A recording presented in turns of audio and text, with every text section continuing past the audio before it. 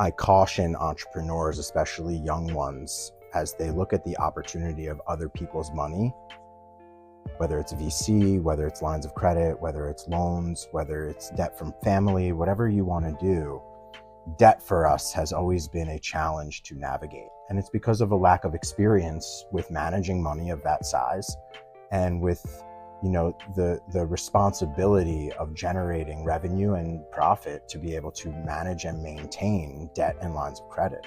Can't run a business without being an accountant yourself.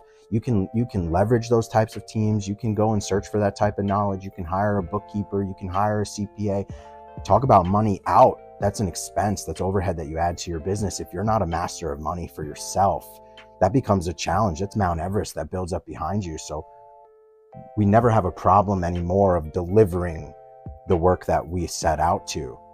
But managing money is an infinite challenge. If you can't manage $100,000, you're not going to be able to manage $1 million. You're not going to be able to manage a $10 million run rate. So when I start thinking about what are the primary challenges of our business, I sleep very well at night knowing that we're going to ship. That's what we pride on. We've been through a lot to try and make sure that we can ship on the projects that we've set out to ship with. Managing money is still the thing that we run a plague on. How do you scale a business? We've scaled this business to a certain revenue echelon.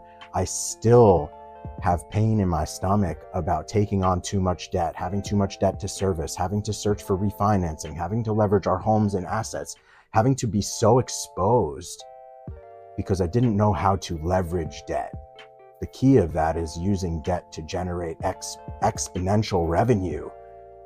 We didn't know how to do that. We used debt to hedge a bet, to safely exit careers, to move into this environment. And my relationship with money has fundamentally changed. And I encourage anybody that has a poor relationship with finances, that is the place to start.